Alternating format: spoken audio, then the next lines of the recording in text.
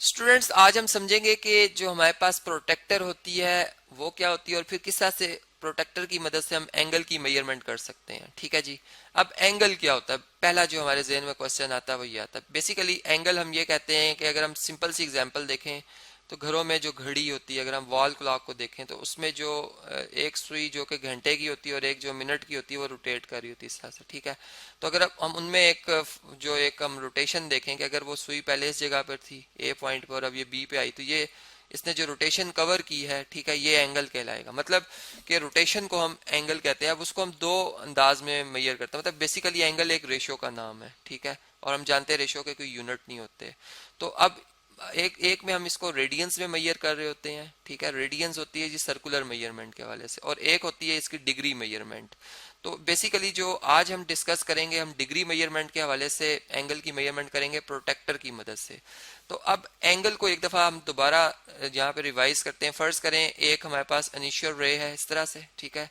जिसका मतलब ये वो पॉइंट है जिसे हम कह सकते हैं पिवट पॉइंट, या इसके गिर्द इस निडल ने, इस सुई ने घूमना है। ठीक है। मतलब अगर ये एंटी क्लॉकवाइज घूमेगा तो हम इसे पॉजिटिव एंगल तस्वुर करेंगे, और ये क्लॉकवाइज घूमेगा तो हम इसे नेगेटिव एंगल तस्वुर करेंगे। ठीक है। तो अब अगर फर्ज करें कि ये सुई मूव होती हुई अपनी न्यू पोजीशन इस पे आ जाती है। ठीक है।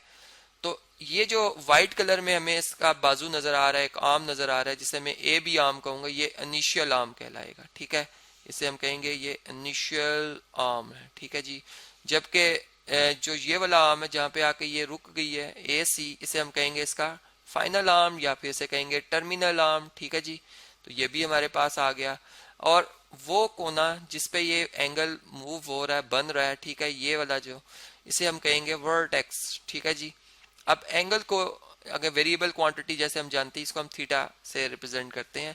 अब ये जो एंगल है हमारा, ठीक है जी, ये इसकी मेजरमेंट अगर मैं इधर से ले लूं, इधर से ले लूं, ये तब्दील नहीं होती। मतलब कि ये एक रेशो का नाम है, जैसे मैंने कहा, ये तब्दील नहीं होती। ठीक है। तो अगर मैं एक मैग्नीफाइंग ग्लास से फर्ज करें एंगल देखता हूँ, ये 2 डिग्री है, तो ये एंगल हमें उसकी जो क्या कह सकते हैं साइज, मतलब सिमिलरिटी में हम चले जाएंगे, वो साइज उसका मतलब जो है वो बढ़ जाएगा। मतलब सॉरी, इसका मैं कह सकता हूँ कि शेप जो है, हम ये कह सकते हैं शेप नहीं बदलेगी। मतलब जो 2 डिग्री का एंगल वो 2 ही रहेगा, लेकिन हमें लिखा हुआ बड़ा सा नजर आएगा। ठीक है। ये मैं कहना चाह रहा हूँ। अब हम देखते हैं प्रोटेक्टर से हम किस तरह से ये एंगल जो है वो मेजर कर सकते हैं। देखें जी, प्रोटेक्टर जो है हमारे पास वो इस तरह की एक शेप होती है जी, जो कि जिस मटेरियल से इसको बनाया जाता है, ठीक है, वो गिलास भी हो सकता है, प्लास्टिक भी हो सकता है, मतलब ट्रांसपेरेंट। नॉर्मली हम ट्रांसपेरेंट मटेरियल का इसको बनाते हैं, और उसकी एक रीजन भी है, और वो ये रीजन है कि हम जो है एंगल, जो बना हुआ एंगल, अगर उसकी कोई हमें मेजरमेंट कहता है, बताओ ये एंगल कितने डिग्री का है, तो हम इस जो प्रोटेक्टर है जो कि एक डी नुमा शक्ल की, इसलिए हम इसको शॉर्ट जो अंदाज में डी भी कह रहे होते हैं, ताकि बात हमारी समझ आ जाए।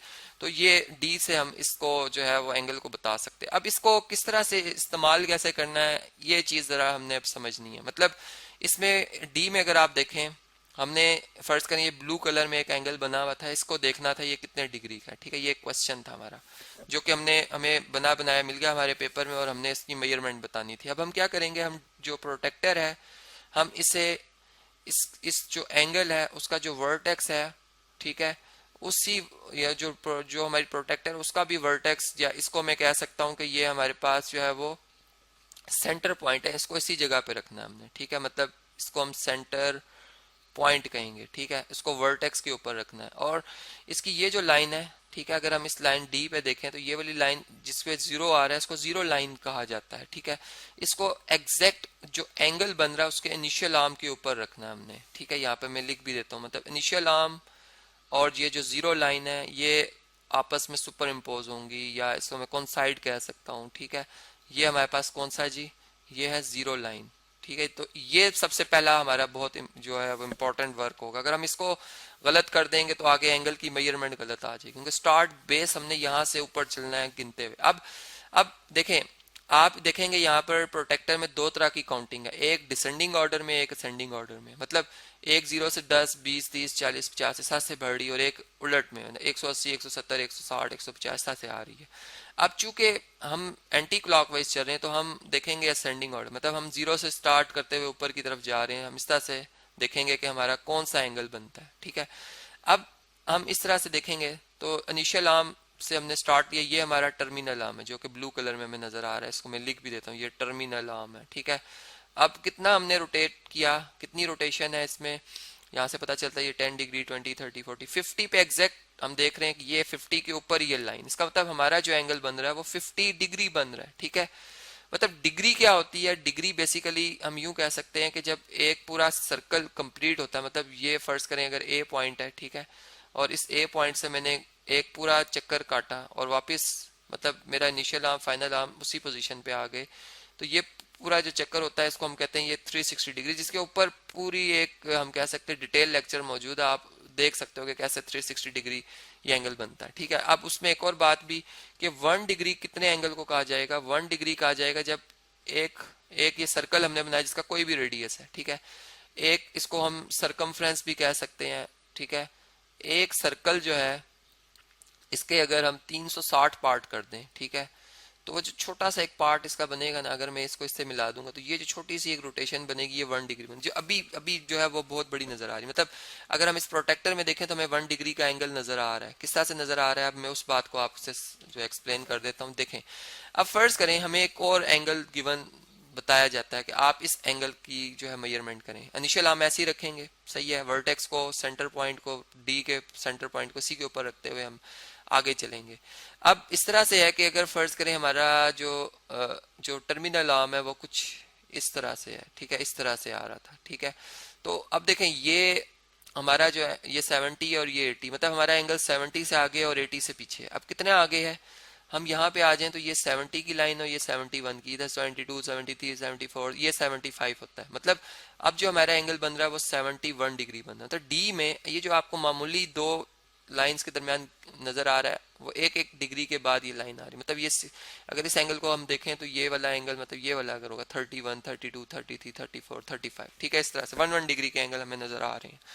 तो इस तरह से हम प्रोटेक्टर की मदद से जो है वो कोई सा भी एंगल जो कि जिसमें हम ये कह सकते हैं कि उसका लीस्ट काउंट 1 डिग्री होना चाहिए, मतलब अगर एक छोटा एंगल इतना मामूली सा है कि वो 1 डिग्री से भी छोटा है तो फिर हम इस प्रोटेक्टर से सही सही उसे एक्यूरेट मेजर नहीं कर सकते। ठीक है, चूंकि फिर हम वही बात आ जाएगी कि इसमें जो इसका लीस्ट काउंट हो तो 1 डिग्री है।